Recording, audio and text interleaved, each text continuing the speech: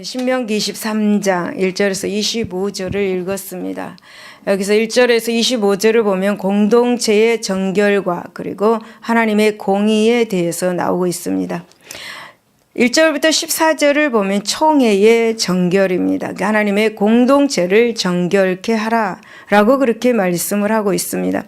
여러분, 이스라엘 그 백성들의 그 공동체는 이방의 족속들보다도 역사적으로 후발 민족을 형성하였습니다. 이스라엘 민족들은 이방 족속들이 튼튼한 군주 국가를 형성하고 또 다른 민족을 정복하고 약탈할 때에도 족장 중심의 그런 부족 국가를 면하지 못하고 있었습니다. 이스라엘 나라가 민족으로서 태동한 것은 바로 출애굽 이후입니다. 그리고 이스라엘 나라는 하나님의 섭리로 출애굽한 후에도 40년간의 광야 생활을 거치면서 새로운 민족으로 태동하기에 이르렀습니다.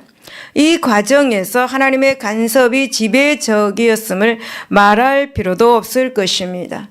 여러분, 이스라엘 백성들은 하나님의 구원 계획 안에서 태동하여서 하나님의 거룩한 백성으로 성장하기까지 일거수일투족을 하나님의 섭리에 의존을 했습니다. 그러므로 이스라엘 공동체는 어느 국가와 달리 하나님에 의해서 설립된 여호와의 총회라는 성격을 띠었습니다. 그런데 여러분, 이처럼 이스라엘이 하나님을 의존적인 민족이다 보니까 하나님께서 요구하는 자격에 의해 공동체가 구성될 수밖에 없었습니다. 여러분, 이스라엘 나라가 출애굽할 때만 해도 이스라엘 백성들 사이에서 섞인 무리 중에는 하나님의 권능을 사모하는 다른 민족이 섞여져 있었습니다. 그리고 이들은 모두 광야 40년의 그 연단 그 기간 중에 하나님을 믿는 거룩한 백성으로 거듭나는 경험을 했습니다. 다시 말씀을 드리면 이스라엘 나라와 민족은 광야에서 하나님의 은혜에 배려에서 나온 민족이다라고 말할 수가 있습니다. 그래서 가나안 땅에 입성하는 이스라엘은 어느 정도 하나님의 거룩한 백성으로서의 그런 자격을 갖춘 자들의 공동체라고 그렇게 말할 수가 있는 것입니다. 여러분, 본문에서는 여호와의 총회, 여호와의 공동체에 들어올 수 없는 자에 대해서 언급하고 있습니다. 즉, 하나님께서는 섭리하심으로 이룬 이 거룩한 신앙 공동체 이스라엘 백성들은 하나님과의 관계가 유지될 때에 그 장래가 보장이 되었습니다. 이렇게 보장되는 데는 공동체 내에 부정한 것을 완전히 제거해야 했습니다. 그래야만 하나님의 거룩성을 손상시키지 않고 하나님의 백성으로서 거룩하게 삶을 살 수 있기 때문이었습니다. 다시 말하면 하나님의 공동체를 거룩하게 유지하는 것은 이스라엘 백성들에게 주어진 지상 명령이었습니다. 오늘 하나님의 백성된 모든 성도들에게 주어진 절대 명령이기도 합니다. 여러분, 그렇다면 하나님의 거룩한 이 백성으로서 여호와의 총회, 즉 공동체를 정결하게 유지하기 위해서 무엇을 제거해야 되는지 한번 살펴보도록 하겠습니다.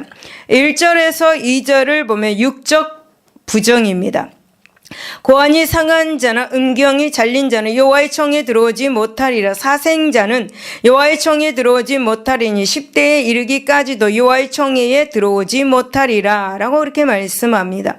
여러분, 하나님의 백성들을 육체적으로 정결해야 합니다. 때문에 선천적으로 고자가 된 자 그리고 후천적으로 고자가 된 자 곧 성불구자는 여호와의 총회에 들어올 수가 없었습니다.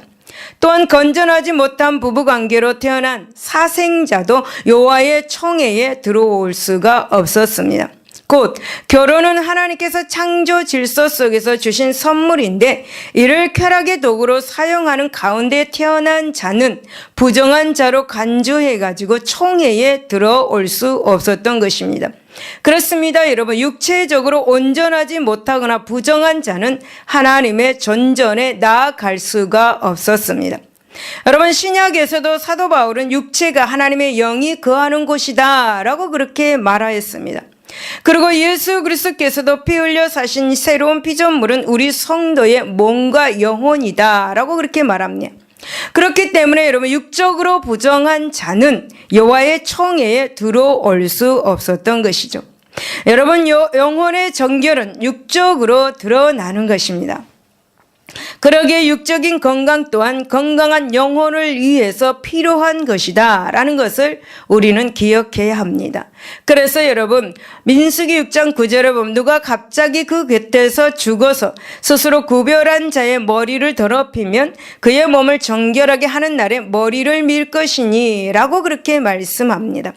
여러분 세상 사람들은 여호와의 총에 들어갈 수가 없다.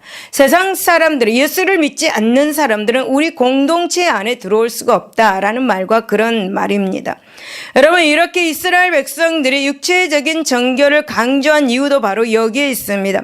하나님의 백성으로서 육체적으로는 부정한 자가 거룩한 하나님의 전전에 나아갈 수가 없습니다. 그러기에 육적인 부정이 필요한 것입니다. 여러분 다윗은 그래서 날마다 하나님께 자기 죄를 회개하였습니다. 시편 51편 7절을 보면 우슬초로 나를 정결하게 하소서. 내가 정하리이다. 나의 죄를 씻어주소서. 내가 흰 눈보다 희리다 라고 그렇게 하나님께 기도하였고 회개하였습니다. 여러분 그러므로 우리는 육체적으로도 성결과 청결을 유지하여서 당당하게 하나님과 교제의 은혜를 나눌 수 있는 저와 여러분이 되시기를 바랍니다. 두 번째 보면 3절에서 5절입니다. 영적 부정입니다. 암몬 사람과 모압 사람은 여호와의 총에 들어오지 못하리니 그들에게 속한 자는 10대뿐 아니라 영원히 여호와의 총에 들어오지 못하리라. 그들은 너희가 애굽에서 나올 때에 떡과 물로 너희를 길에서 영접하지 않냐고 메소보다미아의 부돌 사람 보레의 아들 발람에게 뇌물을 주어 너희를 저주하게 하려 했으나 내 하나님 여호와께서 너를 사랑하심으로 내 하나님 여호와께서 발람의 말을 듣지 아니하시고 내 하나님 여호와께서 그 저주를 변하여 복이 되게 하셨나니 라고 그렇게 말씀합니다. 여러분 영적인 건강은 바로 하나님과 교제하는 하나님의 모든 백성들에게 강조되는 요소입니다. 때문에 여러분 지금 본문에서 암몬 족속과 모압 족속이 여호와의 총에 영원히 들어올 수 없게 되었습니다. 그 이유가 무엇인가? 바로 지금 제가 읽었습니다. 저들이 이스라엘 백성들의 영혼을 강도질하려고 했기 때문입니다. 그래서 영원한 여호와의 총회에 들어오지 못하게 된 것이죠. 여러분 민수기 22장 1절에서 24장 25절을 보면은 이들은 이스라엘을 우상과 주술로 병들게 하려고 했습니다. 그러나 하나님의 강권적인 섭리로 그 뜻을 이루지 못했습니다. 여기에서 우리는 영적인 부정을 싫어하시는 하나님의 단호한 의지를 엿볼 수가 있습니다. 다시 말씀을 드리면 하나님께서는 당신과 교제하는 이 백성들의 영혼이 정결하기를 요구하신다라는 것입니다. 여러분 하나님은 정결한 영혼에게만 교제를 허락하십니다. 정결한 영혼에게 축복을 주시는 것입니다. 그렇다면 여러분 우리가 가장 우선적으로 추구해야 될 것이 무엇인가? 여러분 생각해 보시기를 바랍니다. 하나님은 정결한 영혼에게 복을 주신다. 그러면 우리가 무엇을 먼저 추구해야 되는가? 여러분은 답은 지금 마음에 있을 줄로 믿습니다. 여러분 바로 우리 영혼의 정결입니다. 우리 영혼이 정결해야 합니다. 여러분 이스라엘 백성들의 영혼을 해치려고 했더니 모압이 여호와의 총회에서 영원히 배제되었습니다. 그런데 여러분 만약 우리의 영혼이 부정하다면 그 결과가 어떻게 되겠는가? 여러분 여호와의 총에서 영원히 배제되는 것은 물론 구원의 반열에서 떨어지고 말 것입니다. 그래서 날마다 하나님은 우리에게 회개하라. 천국이 가까이 왔다 라고 그렇게 말씀을 하는 것입니다. 우리가 회개할 때에 우리 영혼이 깨끗하게 되는 것을 기억하시기를 바랍니다. 여러분 로마서 4장 5절을 보면 이를 아니할지라도 경건하지 아니한 자를 의롭다 하시는 이를 믿는 자에게는 그의 믿음을 의로 여기시나니 라고 그렇게 말씀합니다. 그러므로 여러분 우리는 말씀과 기도를 통해서 영적으로 성결한 하나님의 자녀들이 되어야 될 줄로 믿습니다. 성결한 하나님의 백성이 될 때 하나님께서는 우리에게 성령을 덧입혀서 능력 있는 신앙생활을 할 수 있게 해 주시는 것입니다. 세 번째는 14절을 보면은 의식적 부정입니다. 이는데 하나님 여호와께서 너를 구원하시고 적군을 내게 넘기시려고 내 진영 중에 행하심이라. 그러므로 내 진영을 거룩히 하라. 그리하면 내게서 불결한 것을 보시지 않으므로 너를 떠나지 아니하리라. 불결한 사람에게서 하나님께서는 떠나버린다라고 그렇게 말씀하고 있는 거죠. 여러분, 영육간의 정결은 우리 생활 속에서 드러나야 합니다. 정결한 영혼과 그리고 정결한 육체를 가졌다고 자랑하면서 생활이 문란하다면 어떻게 되겠습니까? 그 영혼이 여러분 정결하다고 할 수 없을 것입니다. 그래서 여러분, 모세는 영혼의 건강과 육체의 정결에 이어서 의식적인 정결을 강조하고 있는 것입니다. 여러분, 마음과 생각이 건전하지 않다면 영혼의 정결도 사라지게 된다라는 사실을 우리는 기억해야 합니다. 여러분, 예수님께서는 사람을 마음으로 미워하는 것 자체가 이미 살인한 것이다 라고 그렇게 말씀합니다. 또 마음으로 음욕을 보면 그것이 바로 곧 간음이다 라고 그렇게 말씀하셨습니다. 여러분, 우리가 미워하는 것, 간음은 우리가 일상생활에서 쉽게 고민하는 신앙의 문제 가운데 하나입니다.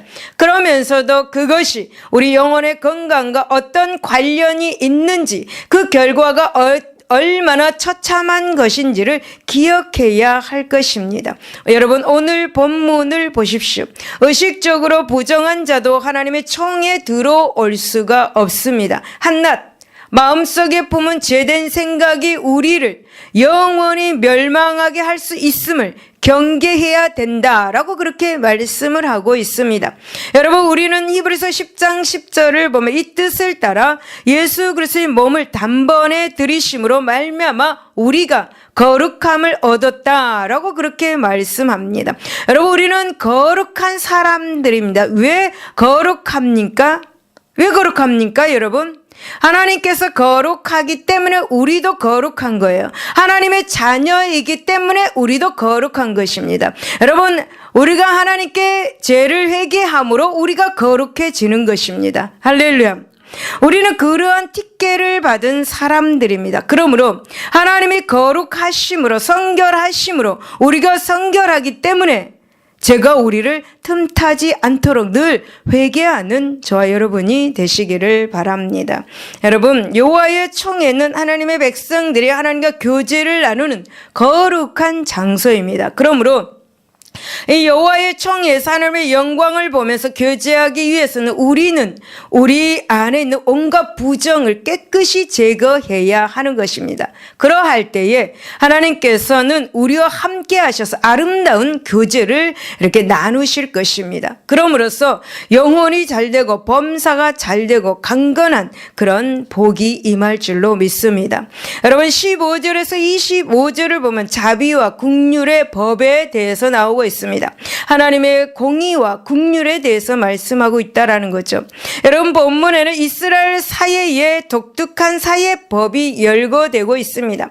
이것은 고대 사회에서 보다 진전된 그런 형태의 사회법들입니다. 그래서 이스라엘 백성들의 사회의 독특성을 보여주는데 충분했습니다. 즉, 노예법, 그리고 부도덕한 그런 자들에 대한 규제, 그리고 탐욕을 제하는 법률 등은 이스라엘 사회가 다른 이방의 사회법에서 볼 수 없는 그런 하나님의 백성된 특수 사회였음을 우리에게 보여주고 있습니다.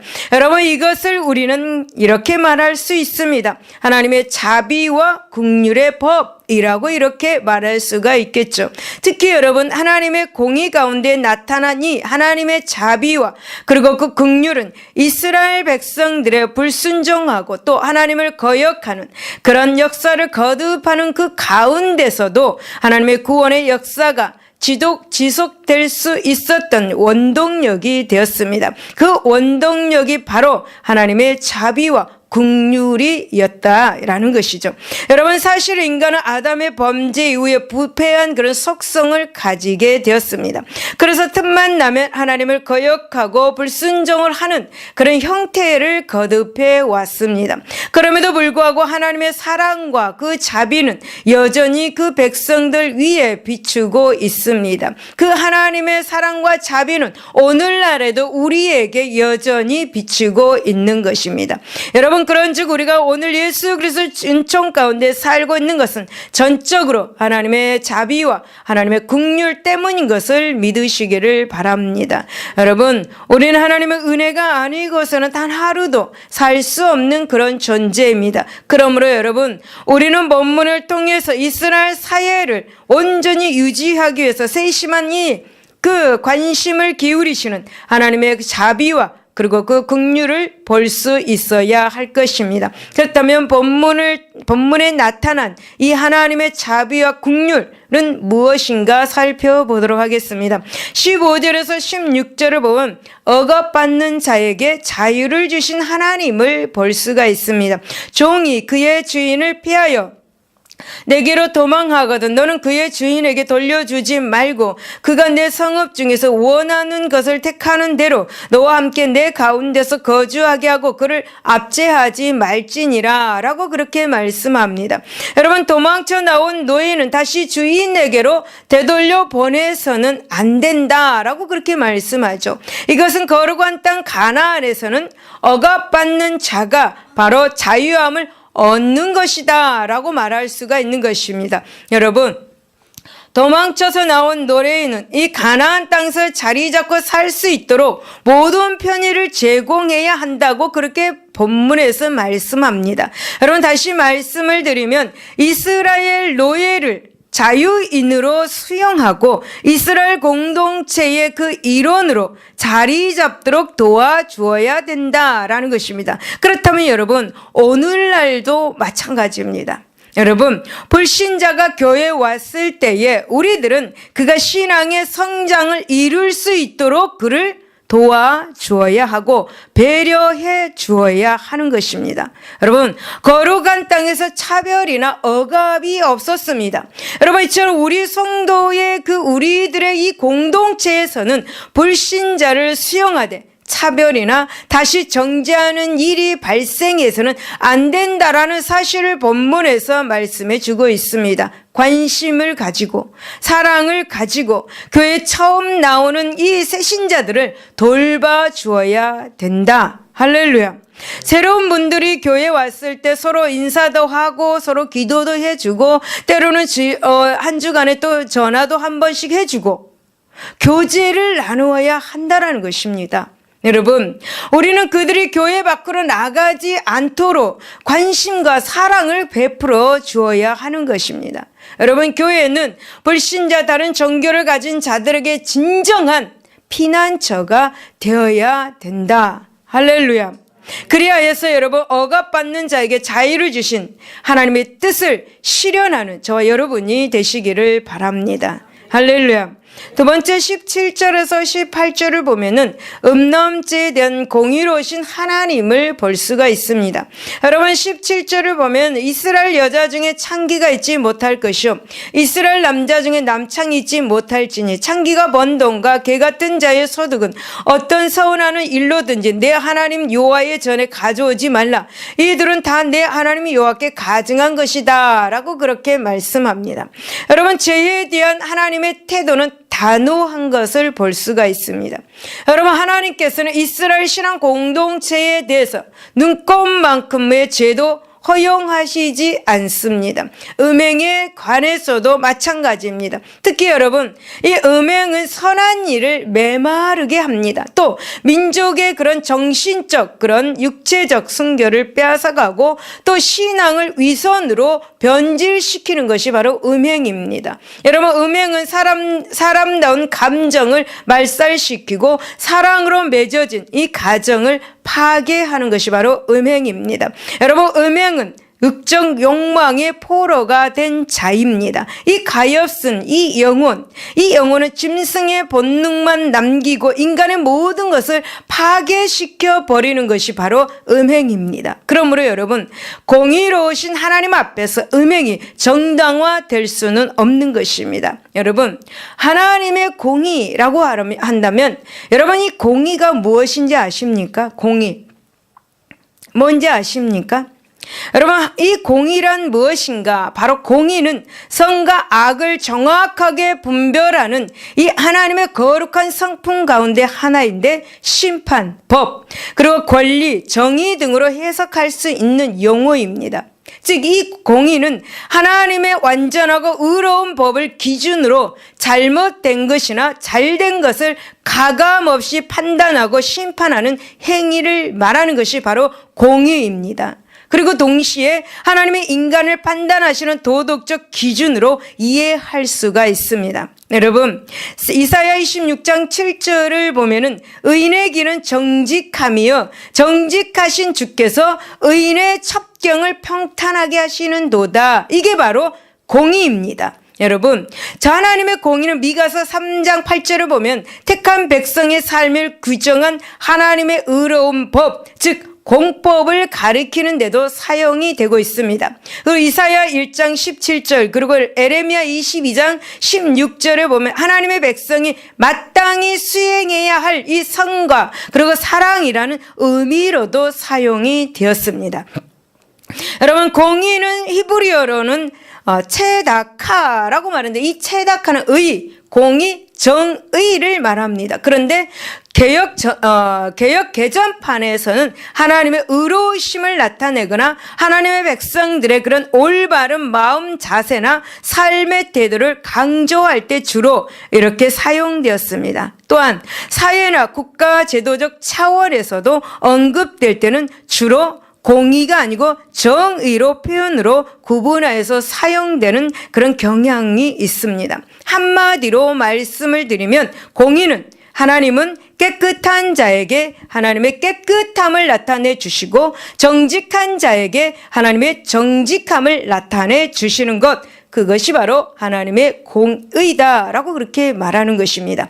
여러분, 공의는 선과 악을 정확하게 분별하는 하나님의 거룩한 성품 가운데 하나입니다. 그래서 여러분, 우리가 하나님 나에게는 왜 이렇게 하십니까? 라고 그렇게 여러분 질문할 수가 없는 것입니다. 여러분, 음행에 대한 하나님의 공의는 신앙 공동체를 순결하게 유지하게 하였습니다. 이것은 은총을 베푸시는 하나님의 사랑에서 나온 공의였습니다. 여러분, 하나님의 공의는 자기 감정을 못 이겨서 자녀에게 폭행하는 부모처럼 이렇게 우발적으로 진노하는 것은 아닙니다. 하나님의 자녀를 사랑으로 인도하되 끝까지 구원의 길로 인도하시기 위한 사랑의 채찍인 것을 기억하시기를 바랍니다. 그러므로 여러분, 우리는 하나님의 진노를 두려워할 것이 아니라 하나님께서 공의를 드러내신 원인을 찾아서 고치는 적극적인 저와 여러분이 되시기를 바랍니다. 세 번째 19절에서 23절을 보면 인간의 탐욕을 제어하신 하나님에 대해서 나오고 있습니다. 내가 형제에게 구워주거든 이자를 받지 말지니 곧 돈의 이자, 식물의 이자, 이자를 낼 만한 모든 것의 이자를 받지 말 것이라. 타국인에게 네가 구워주면 이자를 받아도 되거니와 네 형제에게 구워주거든 이자를 받지 말라. 그리하면 내 하나님 여호와께서 내가 들어가서 차지할 땅에서 내 손으로 하는 범사의 복을 내리시리라. 내 하나님 여호와께 서원하거든 갚기를 더디하지 말라. 내 하나님 여호와께서 반드시 그것을 내게 요구하시리니 더디면 그것이 내게 죄가 될 것이다 라고 그렇게 말씀합니다. 여러분, 인간의 탐욕은 그 끝이 없다고 합니다. 그러므로 탐욕적인 인간은 항상 만족이 없지요. 본문에서 하나님께서는 이 같은 인간의 탐욕을 제어하기 위해서 명령을 주셨습니다. 그것은 형제에게 구워주는 자가 이자를 받지 말아라 라고 그렇게 말씀합니다. 여러분, 형제에게 돈을 구워주면 이자를 받지 말아라. 할렐루야. 이자 받지 마세요. 예. 원금이라도 받으면 다행입니다. 여러분 이자 받지 마시고 꾸어주시기 바랍니다. 여러분 물론 이자 이야기가 언급된 것으로 보아서는 이자를 받는 것 자체를 금지한 것은 아닌 듯 합니다. 다만 지나치게 이윤을 남기는 상업 행위를 제어하신 것이다 라고 그렇게 할 수가 있습니다. 왜냐하면 지나친 이윤을 남기는 상업 행위는 배금주의를 낳게 되고 이스라엘 사회를 급격하게 부패시킬 것이기 때문이었습니다.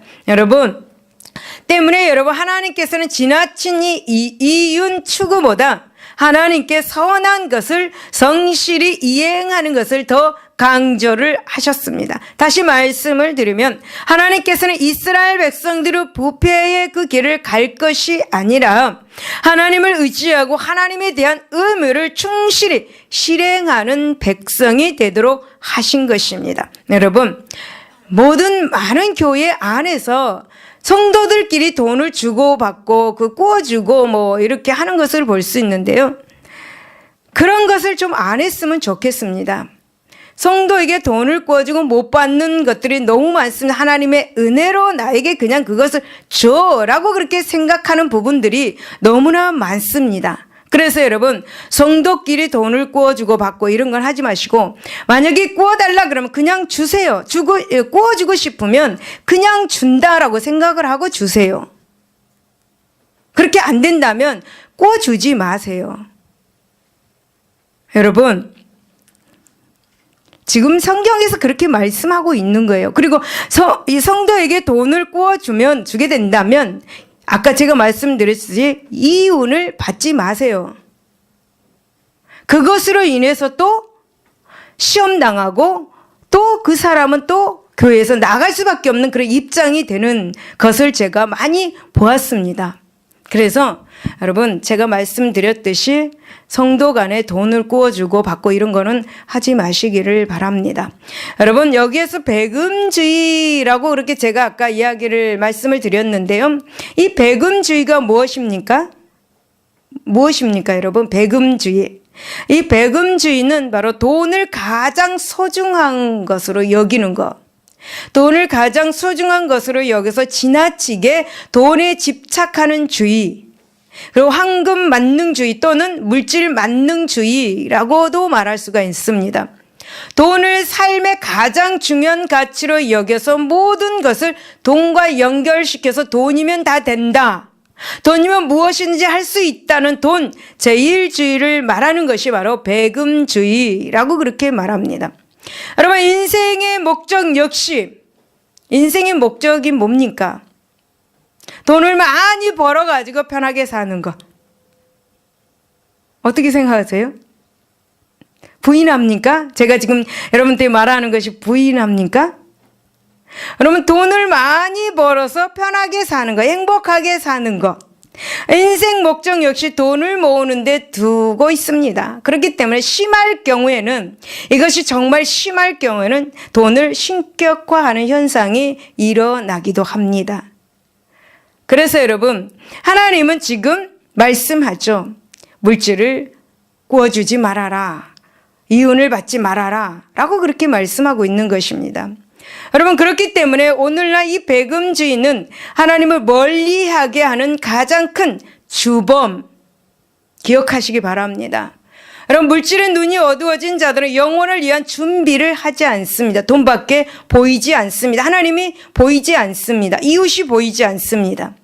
따라서 여러분 그러한 자들은 하나님으로부터 멀어지기 마련이고 시험 들기 마련이고 이웃을 옆에 사람을 괴롭히기 마련입니다.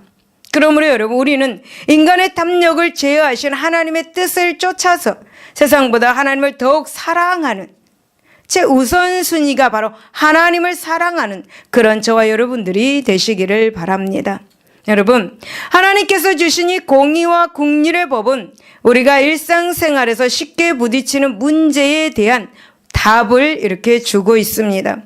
그런데 여러분 자기 중심적인 그런 그 인간은 하나님의 말씀이 공포되었음에도 그렇게 불구하고 이것은 이스라엘 백성들에게만 적용되는 것이야 나에게는 적용되지 않는 것이야.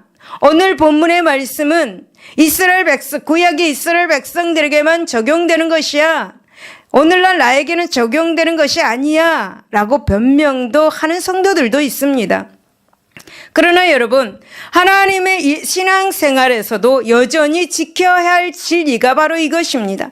구약시대에 하나님께서 말씀하신 것, 지금도 여전히 우리가 적용을 시키면서 신앙생활을 해야 하는 것입니다. 이것이 바로 진리입니다. 진리.